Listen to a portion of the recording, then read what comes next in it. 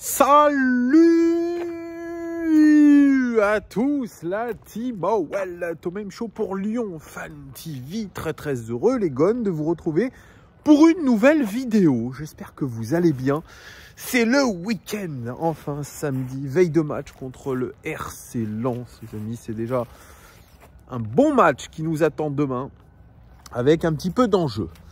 C'était un petit peu le propos de mes précédentes vidéos, de ma précédente vidéo, c'est que cette semaine-là, cette semaine que nous vivons, elle peut être déterminante dans la suite de la saison de l'Olympique lyonnais. Et ça, si on nous l'avait dit il y a un mois en arrière, on n'y aurait pas cru. Et pourtant, là, on s'imagine, on essaye d'être un petit peu optimiste. Et on s'imagine que l'Olympique lyonnais est capable d'aller recoller vers les places européennes. En plus de faire un bon parcours en Coupe de France, et qui dit bon parcours dit, dans l'imaginaire collectif lyonnais, un titre avec cette Coupe de France. Donc, on essaye d'y croire, c'est dur, mais on essaye quand même d'y croire et d'être plutôt positif. Avant toute chose, les amis, n'hésitez pas à vous abonner. Important de s'abonner, on est 15 667 aujourd'hui sur cette chaîne, très précisément. C'est énorme, merci à vous. Vraiment, puisque c'est quasiment une tribune du Groupama Stadium. Donc, c'est pas rien. Donc, merci à vous de votre fidélité, de vos abonnements, de vos soutiens, de tous vos super messages. Vraiment, merci beaucoup au nom de toute l'équipe de Lyon Fan TV. Vraiment, c'est très cool. Donc, ceux qui ne sont pas abonnés, abonnez-vous. Petit pouce aussi, parce que ça, c'est pour le référencement. Et un petit commentaire. Ça aussi, c'est pour le référencement. C'est important. YouTube est un environnement concurrentiel, est un environnement où les algorithmes font la loi. Donc, pour que les vidéos soient suggérées au plus grand nombre, eh bien, il faut qu'il y ait tout ça un petit peu en même temps. Voilà, merci à vous. C'était le petit encart toujours du youtubeur, mais voilà, petit aparté plutôt. Sauf qu'encart, c'est mieux. Bref, donc je disais, donc voilà, c'est une semaine importante. On essaye d'être positif. Demain, il y a ce match face au RC Lens dans un stade probablement qui sera rempli. Nous, on sera en live dès 20 h. Vous le savez, triptyque avant match mi-temps débrief. Hier, c'était surtout la conférence de presse de Laurent Blanc et d'Anto Lopez. Et je les scrute avec intérêt, ces conférences de presse. Alors souvent, je vous dis que c'est nul. Souvent, je vous ai dit sous Peter Bosz, c'était pourri. Parce que Peter Bosz ne parlait pas très bien français. Et je pense que ça ne l'aidait pas. Autant les conférences de presse de Laurent Blanc, je les apprécie. Elles sont, je dirais, intéressantes de par leur spontanéité, leur honnêteté, un petit peu leur décontraction aussi. Moi, je trouve qu'elles sont vraiment cool. Elles sont cool, ces conférences de presse. On y apprend des choses, on y apprend des choses. Oui, c'est vrai, on y apprend des choses en toute honnêteté, en toute transparence. La conférence aussi de presse de Anto Lopez, je l'ai bien appréciée aussi. Anto Lopez, c'est l'un des meilleurs joueurs lyonnais déjà sur le terrain, et en conférence de presse, il est plutôt intéressant. Il est brut de décoffrage, il communique bien, il parle bien, il est honnête, il est sincère. Et moi, voilà, j'aime bien ce naturel de Anto Lopez. Et voilà, moi, je vois surtout un leader. Je vois quelqu'un qui est capable de porter ce club.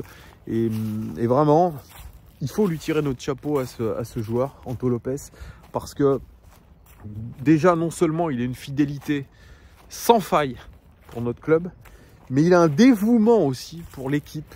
Il a un dévouement pour son poste et un professionnalisme qui est quand même assez rare aujourd'hui dans le football de haut niveau. Donc voilà, vraiment appréciable ce garçon. D'ailleurs, ça fait écho un petit peu aux propos de Cédric Carasso sur lui. Il nous avait dit que c'était vraiment un bon mec quand il l'avait rencontré, que c'était un garçon très intéressant.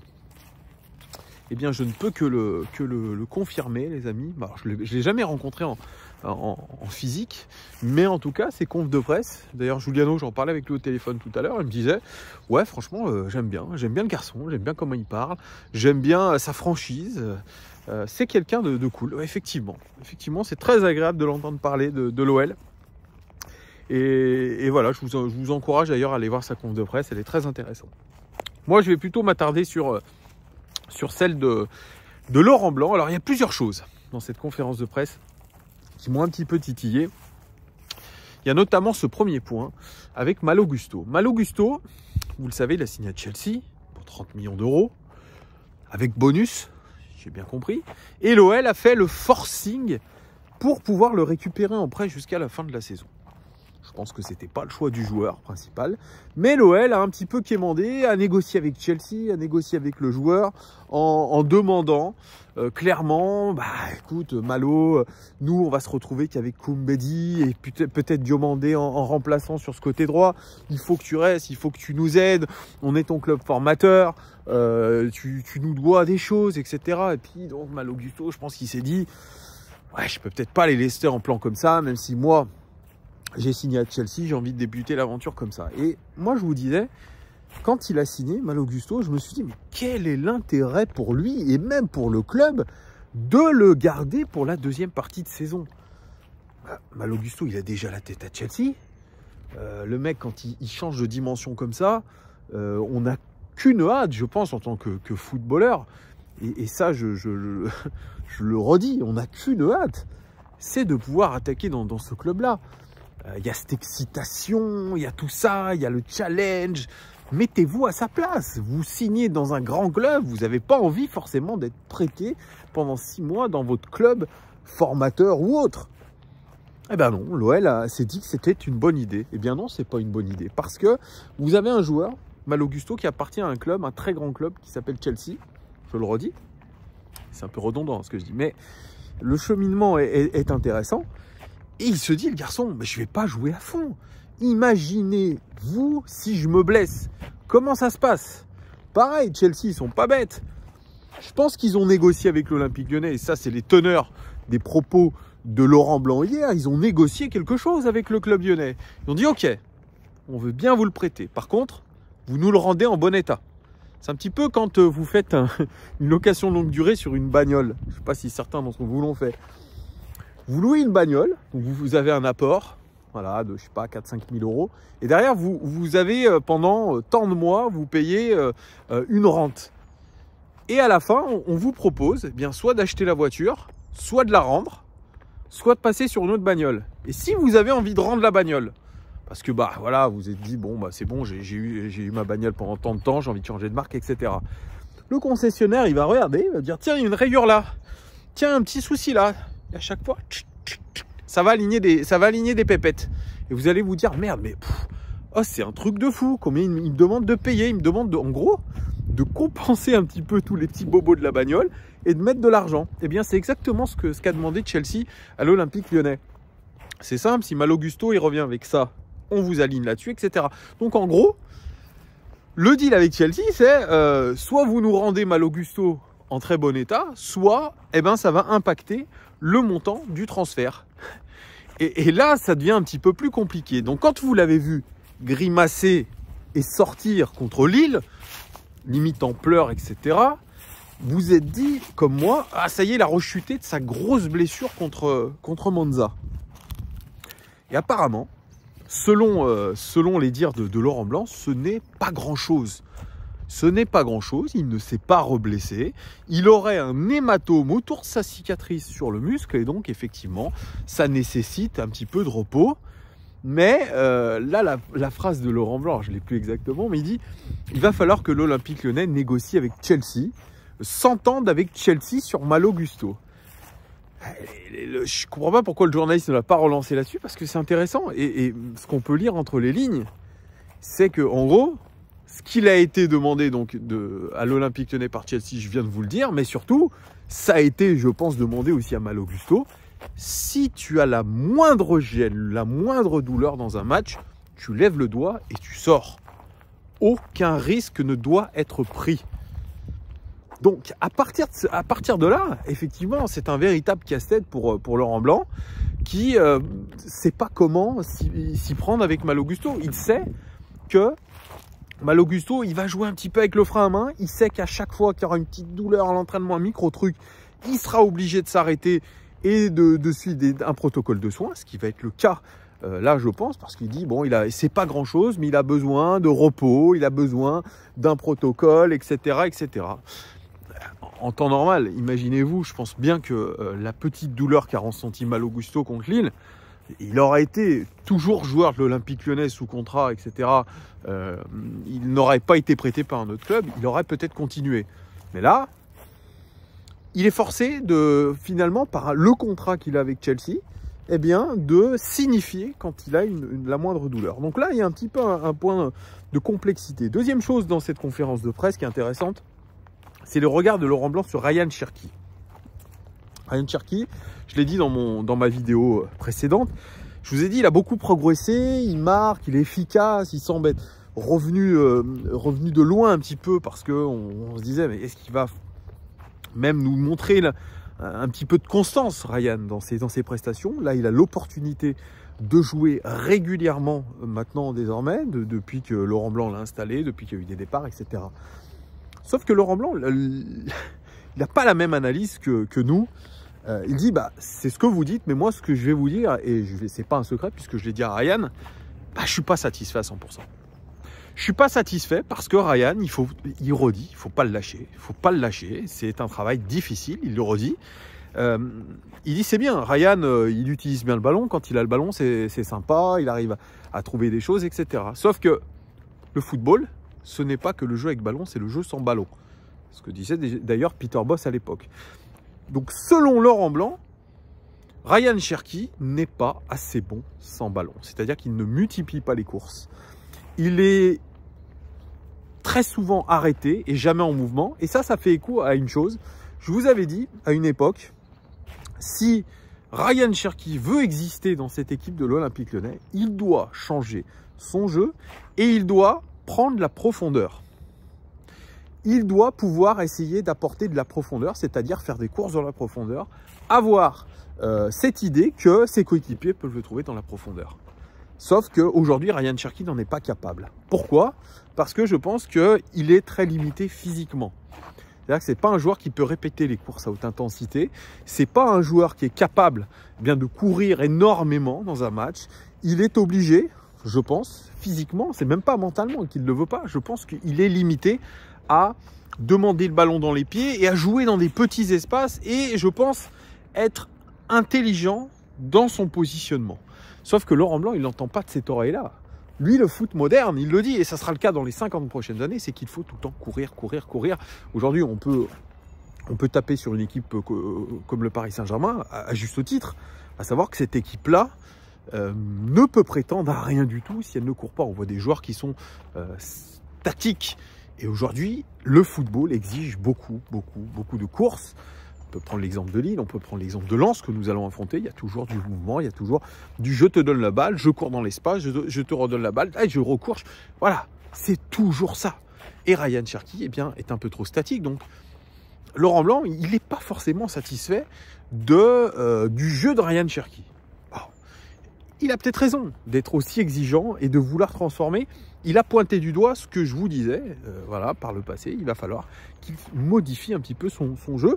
Comment ça va évoluer dans les prochaines semaines? Je ne sais pas. En tout cas, il va avoir du temps de jeu, Ryan, s'il ne se blesse pas. Déjà, on verra contre Lens s'il a compris un petit peu les choses. Ça, c'est intéressant ce qu'a dit Laurent Blanc. Il dit c'est un petit peu le problème de tous les jeunes, mais plus spécifiquement de Ryan Cherki. Ça, c'est... Voilà, il faut l'avoir un petit peu en tête. Donc vous me direz ce que vous en pensez, ça en commentaire aussi. Voilà, il a dit les choses. Ce qui est bien avec Laurent Blanc, c'est vrai, il dit les choses. Il communique, il dit les choses. C'est un petit peu comme j'avais dit avec Cédric Carasso, quand Nasri ne donnait pas la plénitude de son talent. Il s'était un petit peu frité avec lui. C'était à l'Euro 2012. Bien là, c'est un petit peu la même chose avec Ryan Cherki. Je pense que Laurent Blanc lui dit je pense que tu peux faire mieux et on doit attendre mieux de toi. Voilà, on verra ce qui va se passer. Autre chose et dernière chose de l'actualité, c'est Claudio Cassapa et l'ensemble du staff qui ont tous été prolongés d'1 an jusqu'en 2024. Ça fait très longtemps qu'est là Claudio Cassapa. Il est là depuis au moins 6 ans ou 7 ans. Symbole, je pense, de l'échec de l'Olympique Lyonnais depuis toutes ces années. Claudio Cassapa qui a été adjoint de tous les récents entraîneurs de l'Olympique Lyonnais, qui avait ce rôle d'entraîneur des défenseurs, Moi, j'ai pas vu énormément de changements avec son arrivée. Sûrement un garçon très sympathique, ancien grand joueur de l'Olympique Lyonnais, très bien. Sûrement qu'il a un bon rapport avec les joueurs. Mais pour moi, il est le symbole de cet échec de l'OL, puisqu'il a été absolument dans tous les staffs. Et je ne comprends pas pourquoi on garde autant de crédit, on donne autant de crédit pardon, à Claudio Cassapa. Moi, c'est quelque chose de très étonnant. Certains ont dit c'est l'œil de Moscou. Je pense que oui. C'est l'œil du président là. C'est peut-être celui qui fait remonter les informations. Moi, j'avais dit à Jean-Michel Aulas dans un message, je lui avais dit, si vous voulez savoir d'où viennent les problèmes de l'OL, il faut auditionner Claudio Cassapa, qui a, je pense, cette mémoire de tout ce qui s'est passé à l'OL dans les différents groupes. Après, il n'y a pas que lui, je m'attaque à lui, il y a les autres personnes du staff qui sont là depuis des lustres. Je parle des intendants, je parle peut-être des kinés, je parle des team managers, même des médecins, etc. Préparateur aussi physique, responsable de la performance, Antonin Da Fonseca aussi. À un moment donné, il y a une manifestation qui va se dérouler devant la porte A du Groupama Stadium. Ça sera à 20 h. Peut-être que le moment est mal choisi puisque l'OL est en train un petit peu de se relancer, qu'il aurait fallu faire ça avant, mais dans le tract des supporters, il y a le staff. Il y a écrit le staff d'incompétents qui sont le résultat de 11 ans sans titre, c'est aussi la cause du staff. Et je pense que toujours repartir avec la majorité de ce staff, qui est un staff de perdants, qui est un staff qui n'a pas fait le job, eh bien ce n'est pas, pour moi, ce n'est pas un moyen de repartir de l'avant. On en fait des dinosaures, on en fait finalement, on en fait quasiment des intouchables, des gens avec des totems d'immunité. Et alors que je pense qu'aujourd'hui, avec le rachat du club, on a besoin de se renouveler et à tous les étages. À tous les étages. Staff y compris. Donc quand j'entends qu'on renouvelle le staff pour 1 an de plus, eh bien non, eh bien non, eh bien non. Moi, j'attends qu'on attende cette fin de saison et qu'on décide après. Et même, je serais même partisan de, même si on arrivait à se relever, imaginons, etc., eh bien non, on repart d'une feuille blanche, on repart de quelque chose de plus neuf. Peut-être avec Laurent Blanc et ces 3 personnes du staff, Passy et Philippe Lambert, et puis le reste, on change tout. Parce que tous, à leur niveau, sont dans leur confort. Tous. L'intendant, le team manager, les prépas physiques, les kinés. Quand je vois qu'il y a Abdel Redissi encore qui est kiné dans ce club, Abdel Redissi, il est team manager. Il est kiné depuis plus de 20 ans à l'Olympique Lyonnais. À un moment donné, lâche l'affaire, mon ami. On n'est plus dans des entreprises familiales, dans des usines où on passait 40 ans de nos vies. Maintenant, c'est fini. Il faut savoir prendre ça. Peut-être pas sa retraite, mais en tout cas de la distance, changer des choses. Quand je vois que Guy Genet, intendant adjoint aujourd'hui, est toujours là. Oh, changeons aussi, changeons. Antonin Da Fonseca, ça fait combien de temps qu'il est là aussi? Pareil, on change. Pierre Bidot, l'attaché presse, ça fait 20 ans qu'il doit être là, peut-être un peu moins. Mais on a des mecs qui traînent aujourd'hui dans ce club, qui sont là depuis trop longtemps. Et encore, si les résultats étaient à la hauteur, je vous dirais, pas de souci, on ne change pas une équipe qui gagne. Mais là, eux aussi, ils doivent se remettre en question. Et si on ne les remet pas en question, effectivement, ce n'est pas eux qui vont partir d'eux-mêmes. Donc, moi, j'aimerais quand même que vous me donniez votre avis là-dessus. Qu'est-ce qu'on fait de ces mecs? Est-ce que c'est logique aujourd'hui, avec le rachat de John Textor, qu'on renouvelle tout ce staff qui est quand même très imposant? Le staff est imposant à l'OL. On a une vingtaine ou une trentaine de personnes qui sont là. Et comme je vous l'ai dit, ce sont des intouchables, des dinosaures. J'ai rien personnellement contre ces gens, je ne les connais pas. Mais voilà, moi je juge juste par rapport aux résultats que nous avons eu ces dernières années. À savoir ça, Peanuts. Bah, quand on n'a pas de résultats, bah, il faut savoir aussi se remettre en question et partir. Donc je suis très étonné. Très étonné qu'on renouvelle tous ces gens pour 1 an de plus. Quand on vous dit que l'OL est un environnement lyonnais où, vous savez, si vous avez la carte, tout va bien.